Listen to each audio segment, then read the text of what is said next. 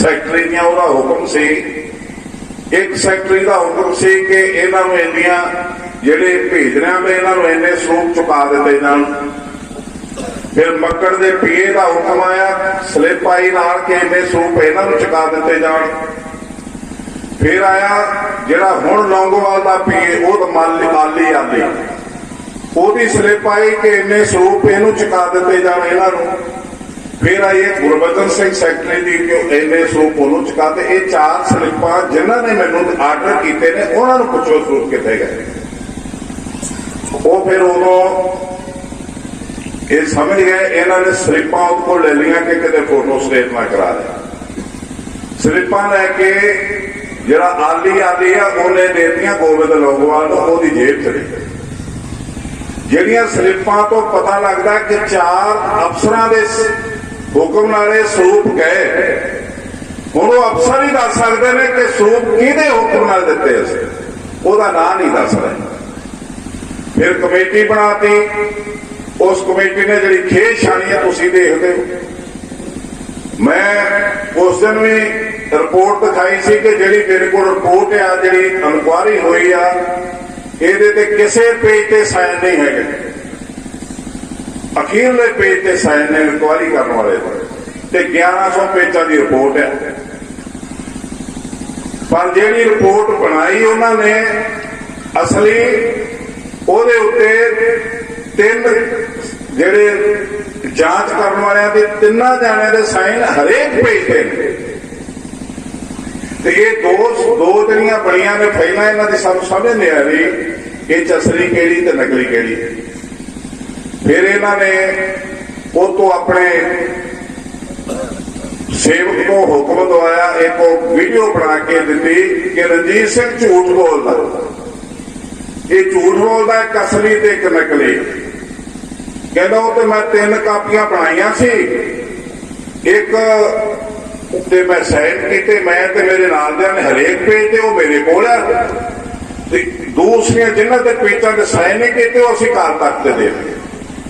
तुसीं पढ़े लिखे बैठे हो, देखो जांचकर्ता का आइडिया ते ओहदा सुझाव ते ओहदी करतूत ਜਿਹੜੀ ते असल आ, ਜਿਹੜੇ हरेक बने ते जिहदी गारंटी है वो तो कहता मेरे कोल है, ते ਜਿਹੜੇ काल तख्त ने हुक्म दिता जांच कर ली उन्होंने देखी वो जिहदे ते कोई गारंटी नहीं, कोई पेज ते साइन नहीं, तो अपने मुंह ही कह गया ਉਹਦੇ ਵਿੱਚ कि मैं 2 ਬਣਾਈਆਂ ने। तो मैं कहा मैं झूठ कितने बोलिया, वही गल तो मैं कह रहा वही तू कह रहा।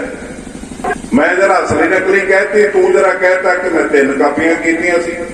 हुण तुसीं सियाणे हो, एक फाइल नूं तुसीं तैयार करते हो, सारे बयान लैके सारी फाइल तैयार होंदे हो, तो साइन करते हरेक पेज ते, तो ਉਹਦੀ भावें 100 कापी कराओ तो ਉਹਦੇ साइनां दी फोटो कित्थे चल जू, ਉਹਦੇ ਨਾਲ ही कापी ते जानी है।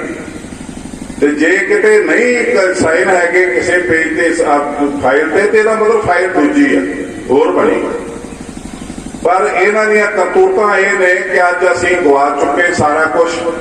ਸਾਨੂੰ 328 ਸਰੂਪਾਂ ਦੀ ਜਾਣਕਾਰੀ ਨਹੀਂ ਮਿਲ ਰਹੀ। ਇਹ ਸੀ ਇੱਕ ਤੇ ਪ੍ਰੋਬਲਮ।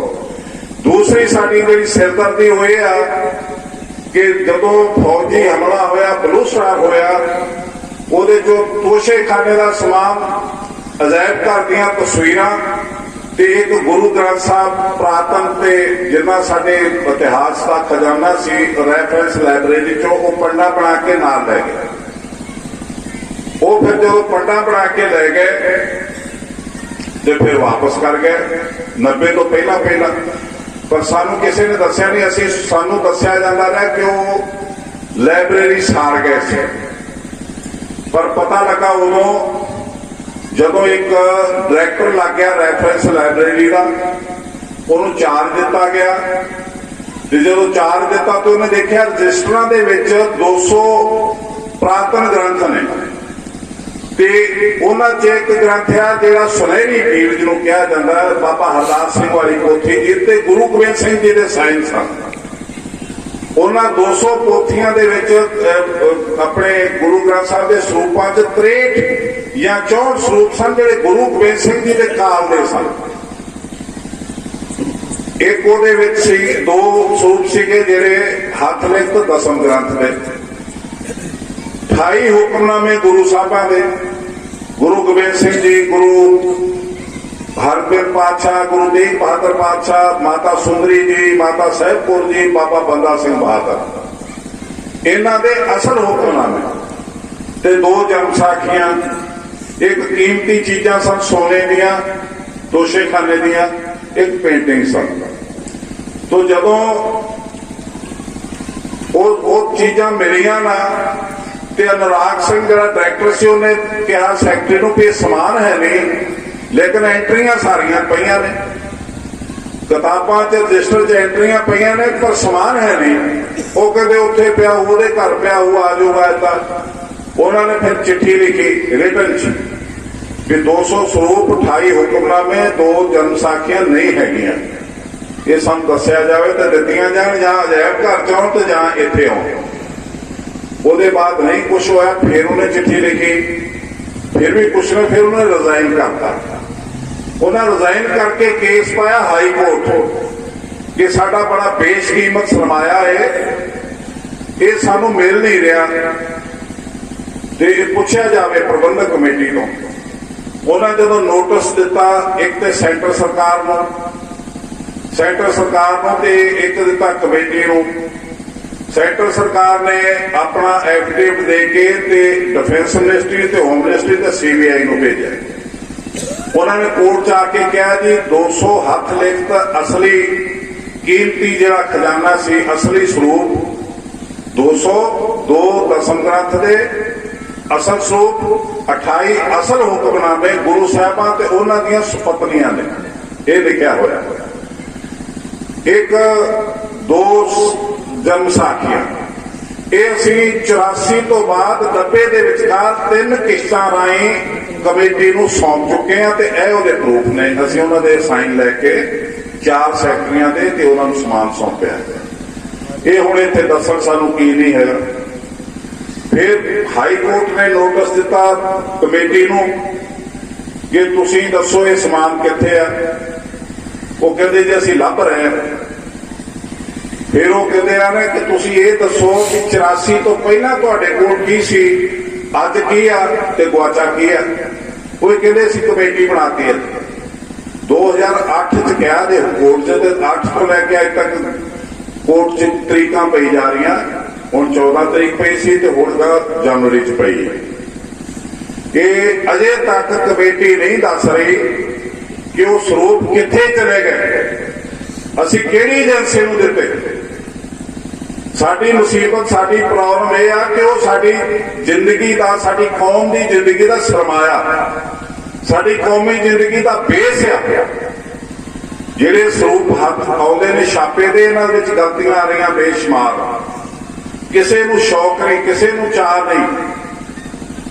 ਇੱਕ ਤਾਂ ਤੁਹਾਨੂੰ ਮੈਂ ਦੱਸਾਂ, ਇਹਨਾਂ ਦੀ ਰਿਪੋਰਟ ਮੈਂ ਲੈ ਕੇ ਨਹੀਂ ਆਇਆ, ਜਿਹੜੀ ਰਿਪੋਰਟ ਇਹਨਾਂ ਤਿਆਰ ਕੀਤੀ ਹੈ ਜਿਹੜੀ ਇਨਕੁਆਇਰੀ ਵਾਲਿਆਂ ਨੇ, ਉਹਦੇ ਵਿੱਚ ਐਡੇ ਐਡੇ ਉੱਚੇ ਥੱਪੇ ਲੱਗੇ ਨੇ ਅੰਗਾਂ ਦੇ।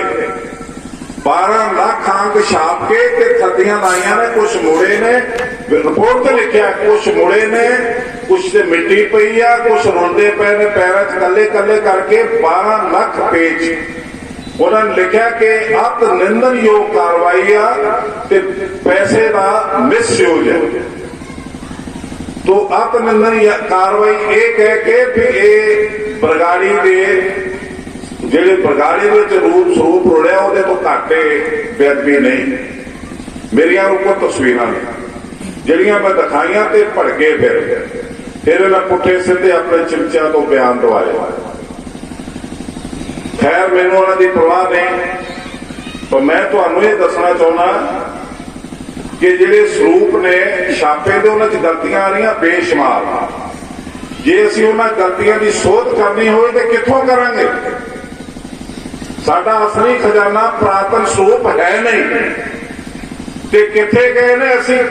ਅਸੀਂ ਕਹਿ ਰਹੇ ਪ੍ਰਬੰਧਕ ਕਮੇਟੀ ਨੂੰ ਕਿ FIR ਲਿਖਾਓ। ਜਿਹੜੇ ਬੰਦਿਆਂ ਨੇ ਲਏ ਨੇ ਸਰੂਪ, ਰਸੀਵ ਕੀਤੇ ਨੇ, ਉਹਦੇ ਬਾਅਦ ਇੰਦਰਾਜ ਹੋਏ ਨੇ, ਪੁਲਿਸ ਉਹਨਾਂ ਨੂੰ ਥਾਣੇ 'ਚ ਬਣਾ ਕੇ ਪੁੱਛੋ ਕਿ ਤਾਂ ਪਤਾ ਲੱਗ ਰਿਹਾ ਕਿੱਥੇ ਗਏ।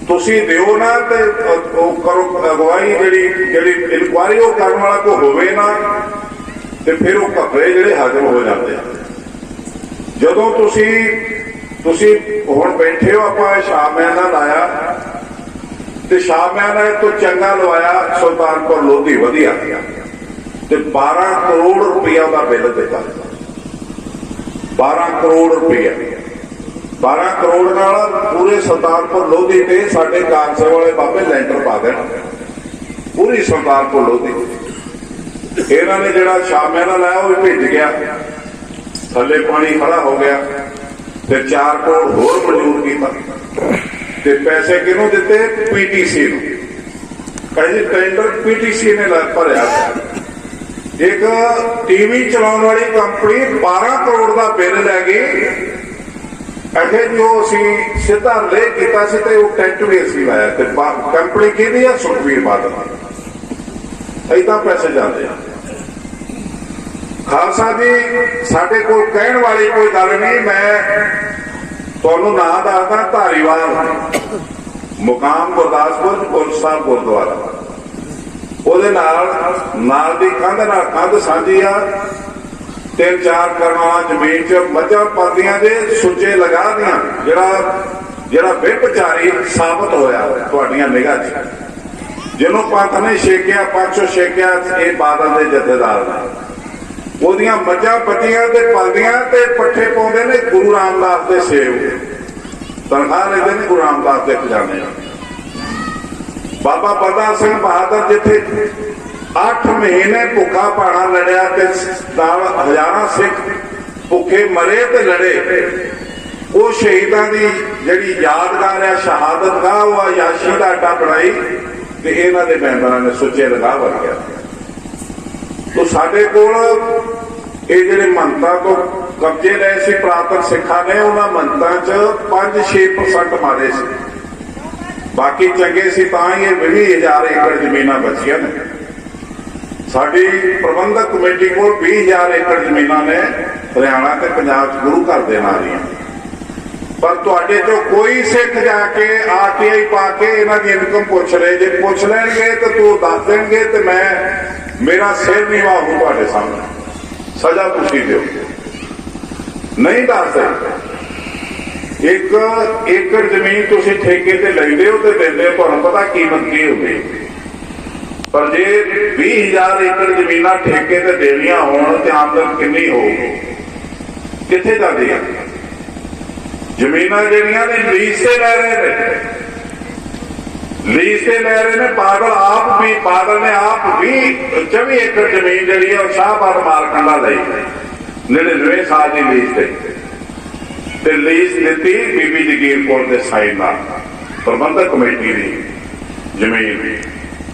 ਉਸ ਜ਼ਮੀਨ ਤੇ ਬਣੀ ਮੀਰੀ ਪੀਰੀ ਅਕੈਡਮੀ, ਤੇ ਉਹ ਮੀਰੀ ਪੀਰੀ ਅਕੈਡਮੀ ਜੀ SCPC ਦਾ ਅਦਾਰਾ ਜੀ, ਟਰਸਟ ਬਣ ਗਿਆ ਜੀ। ਟਰਸਟ ਦਾ ਮੁਖੀ ਬਣ ਗਿਆ ਬਾਦਲ ਆਪ, ਤੇ ਉਹ ਉਸ ਅਕੈਡਮੀ ਨੂੰ ਬਣਾਉਣ ਲਈ 20 ਕਰੋੜ ਕਰਜ਼ਾ ਲਿਆ ਬੈਂਕ ਤੋਂ, ਤੇ ਉਹਦਾ ਕਰਜ਼ਾ ਤੇ ਉਹਦਾ ਵਿਆਜ ਵਾਪਸ ਕਰ ਲਿਆ ਗੁਰੂ ਰਾਮਦਾਸ ਦਾ ਖਜ਼ਾਨਾ, ਮਲਕੀਅਤ ਆਪਣੀ ਨਿੱਜੀ। ਇਸ ਤਰ੍ਹਾਂ ਸਾਨੂੰ ਲੁੱਟਿਆ ਜਾ ਰਿਹਾ। 69 ਕਰੋੜ ਰੁਪਇਆ। ਜਦੋਂ ਮੈਂ ਇਸ ਤਰ੍ਹਾਂ ਗੱਲ ਕੀਤੀ ਤੇ ਇੱਕ ਮਾਨਸਾ ਦੇ ਸਿੱਖ ਨੇ ਸ਼ੱਕ ਕੀਤਾ, ਉਹਨੇ ਉੱਥੋਂ RTI ਪਾ ਕੇ ਹਿਸਾਬ ਮੰਗਿਆ, ਉਹਨੇ ਦਿੱਤਾ ਨਾ। ਫਿਰ ਉਹਨੇ ਚੇਅਰਮੈਨ ਤੋਂ ਚਿੱਠੀ ਲਿਖਵਾਈ ਤੇ ਫਿਰ ਉਹਨਾਂ ਨੇ ਦੇ ਦਿੱਤੀ। ਉਹ ਰਿਪੋਰਟ ਫਿਰ ਮੈਨੂੰ ਦਿਖਾਉਣ ਆਇਆ, ਕਹਿੰਦਾ ਜੀ ਮੈਂ ਸੌਰੀ, ਮੈਂ ਤੁਹਾਡੇ ਤੇ ਸ਼ੱਕ ਕੀਤਾ ਸੀ, ਪਰ ਮੈਨੂੰ ਆਹ ਦੇਖੋ RTI ਪਾ ਕੇ ਮੈਨੂੰ ਲੰਬਾ ਸਮਾਂ ਲੱਗ ਗਿਆ, ਪਰ ਮੈਂ ਲਿਆ ਹਿਸਾਬ ਉਹਨਾਂ ਤੋਂ।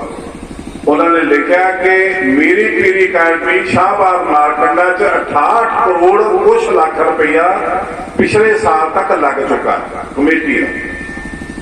ਤਾਂ ਮਲਕੀਅਤ ਬਾਦਲ ਦੀ, ਕਿਉਂਕਿ ਲੀਜ਼ ਦਾ ਪਟਾ ਜਿਹੜਾ ਉਹ ਬਾਦਲ ਦਾ। ਹੁਣ ਜਿਹੜੇ NRI ਦਾ ਪੈਸਾ ਹੋਊਗਾ 20 ਲੱਖ 25 ਲੱਖ 18 ਲੱਖ ਜਿਹੜੀ ਕੋਟਾ ਹੁੰਦਾ NRI ਦੇ ਬੱਚਿਆਂ ਦਾ, ਉਹ ਜਾਊਗਾ ਬਾਦਲ ਦੀ ਜੇਬ 'ਚ ਸਿੱਧਾ। ਤੇ ਜਿਹੜਾ ਘਾਟਾ ਪਾਊਗਾ ਉਹ ਬੀਬੀ ਜਗੀਰ ਕੌਰ ਵਰਗੇ ਜਿਹੜੇ ਪ੍ਰਧਾਨ ਹੋਣਗੇ, ਲਵਾਰਸ ਤੇ ਯਤੀਮ, ਉਹ ਬਾਦਲ ਦੇ ਹੁਕਮ ਨਾਲ 2 ਕਰੋੜ ਰੁਪਇਆ ਉੱਥੋਂ ਸ਼ਿਫਟ ਕਰ ਦੇਣਗੇ ਜੀ। ਘਾਟਾ ਪੈ ਗਿਆ ਗੁਰੂ ਘਰ ਦੇ ਅਦਾਰੇ ਨਾਲ। ਤੇ ਡੋਨੇਸ਼ਨ ਗੁਰੂ ਘਰ ਤੋਂ ਆ ਜਾਓ। ਇਸੇ ਤਰ੍ਹਾਂ ਗੁਰੂ ਰਾਮਦਾਸ ਹਸਪੀਟਲ ਆ, ਇਹ ਲੀਡਰਾਂ ਦੇ ਜ਼ਿਆਦਾ ਨੇ, ਗੁਰੂ ਘਰ ਦੇ ਘੱਟ ਨੇ। ਇਮਾਨਦਾਰੀ ਹੈ ਨਹੀਂ। ਤੁਸੀਂ ਪੰਜਾਬ ਐਂਡ ਸਿੰਧ ਬੈਂਕ ਨੂੰ ਕਿੰਨਾ ਰੀਝ ਨਾਲ ਦੇਖਦੇ ਹੋ, ਕਿੰਨੇ ਚਾਅ ਨਾਲ ਉਹ ਅਕਾਊਂਟ ਭਰਾਉਂਦੇ ਰਹੇ ਹੋ। ਉਹ ਬਣਾਇਆ ਸੀਗਾ ਡਾਕਟਰ ਇੰਦਰਜੀਤ ਸਿੰਘ ਨੇ। ਡਾਕਟਰ ਇੰਦਰਜੀਤ ਸਿੰਘ ਨੇ ਤੁਹਾਡੇ ਪੈਸੇ ਨੂੰ ਅੱਗੇ ਲਾ ਕੇ ਵਿਆਜ ਲਿਆ, ਤੁਹਾਨੂੰ ਵਾਪਸ ਕੀਤਾ, ਤੇ ਜਿਹੜਾ ਅਦਾਰਾ ਬਣਾਇਆ ਉਹ ਇੰਟਰਨੈਸ਼ਨਲ ਬਣਿਆ, ਵਰਲਡ ਤੱਕ ਗਿਆ। ਉਸ ਅਦਾਰੇ 'ਚ